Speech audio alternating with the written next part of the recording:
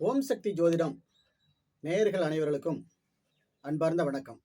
வணக்கம் சார். வணக்கம் சார், நேயர்களுக்கு புது புது அரிய தகவலாம் நீங்க கொடுக்குறீங்க. ஆமாங்க சார். நேயர்களுக்கு பயனுள்ளதா இருக்குது.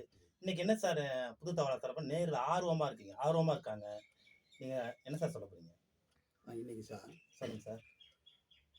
சுமார் 2300 வருஷங்களுக்கு முன்னாடி உலகத்தின் பல்வேறு நாடுகளை தன்னோட ஆளுகையின் கீழ் கொண்டு வந்த இந்த கிரேட் அலெக்சாண்டர் தன்னோட 32வது வயசுல மரண தருவாயில படுத்திருந்தப்போ தன்னோட அமைச்சர் சகாக்களை அழைச்சி சரி சார். என்ன சொன்னார் தெரியுமா? என்னோட கடைசி ஆசையை நீங்க நிறைவேற்றணும், இது என்னோட கட்டளை அப்படின்னாரு. உடனே அமைச்சர்கள் எல்லாம் சொல்லுங்க மன்னா, உங்களோட கட்டளையை நாங்கள் நிறைவேற்றி வைக்கிறோம் அப்படின்னு சொன்னாங்க. அப்போ மன்னர் அவங்ககிட்ட 3 கட்டளைகளை போட்டார் சார். சார், நேயர்கள் சுவாரஸ்யமா இருக்கு சார். என்னன்னு சொல்லுங்க சார், ரொம்ப ஆவலா இருக்கு. முதலாவது கட்டளைய என்ன சொன்னார்னா, நான் இறந்ததுக்கு அப்புறமா என்னோட பிரேதத்தை தலை சிறந்த நம்மளோட மருத்துவர்கள் தூக்கிட்டு போகணும் அப்படின்னு சொன்னார். இறந்த பிறகு மருத்துவத்துக்கு சொல்லணுமா சார்? ஆமா. ரெண்டாவது கட்டளையா என்ன சொன்னாருன்னா, என்னோட 2 கைகளையும் கட்டாம அப்படியே விரிச்ச கோலத்துல அப்படியே பொதுமக்கள் 2 பக்கமும் நின்று பார்க்குற மாதிரி தூக்கிட்டு போங்க அப்படின்னு சொன்னார்.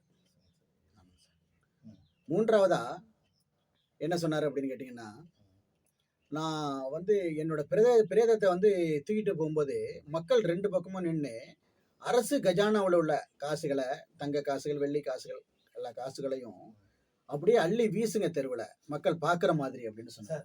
சார், ஏன் சார் இதா புதிரா இருக்குது? தங்க காசு யாராவது அள்ளி வீசுவாங்களா சார்? உண்மைதான் சார், இது புதிர் தான். நீங்க நினைக்கிற மாதிரி அவங்களும் அப்படியே அமைச்சர் சகாக்களும் அப்படியே திகைச்சு போய், என்ன பண்ணா இது, நீங்க சொல்றது எங்களுக்கு ஒண்ணுமே புரியலையே அப்படின்னு கேட்டாங்க. அதுக்கு அலெக்சாண்டர் சொன்னாரு, என்னோட பிரேதத்தை தலை சிறந்த மருத்துவர்கள் தூக்கிட்டு போகணும்னு எதுக்கு சொன்னேன் அப்படின்னா, இவ்வளவு தலை சிறந்த மருத்துவர்கள் நம்ம கிட்ட இருந்தும் கடைசி நேரத்துல என்னோட உயிரை காப்பாற்ற முடியாம போயிட்டுது அப்படிங்கிறதுக்காக தான் அப்படின்னு சொன்னாரு. மக்களுக்கு தெரிவிக்கணும். ஆமா, மக்களுக்கு தெரிவிக்கணுங்கிறதுக்காக. ரெண்டாவதா, என்னோட கைகளை விரிச்ச நிலையில ஏன் கொண்டு போகணும்னு சொன்னேன் அப்படின்னாக்கா, உலகத்துல பல்வேறு நாடுகளை என்னோட ஆளுமையின் கீழ் வச்சிருந்தும் கடைசி நேரத்துல நான் எதையுமே கொண்டு போக முடியாம வெறுங்கையோட நான் போறேனே அப்படிங்கறத மக்கள் உணரணும் அப்படிங்கிறதுக்காக சொன்னார் சார். சார், ரொம்ப சர்ப்ரைஸா இருக்கு சார். ரொம்ப அருமையா இருக்கு. மூணாவதா, ஏன் காசுகளை கஜானா காசுகளை அள்ளி தெருவில் மக்கள் பார்க்குற மாதிரி வீச சொன்னேன் அப்படின்னா, இவ்வளவு காசுகளை சம்பாதிச்சும், இவ்வளவு புகழ் கௌரவத்தை சம்பாதிச்சும் கடைசா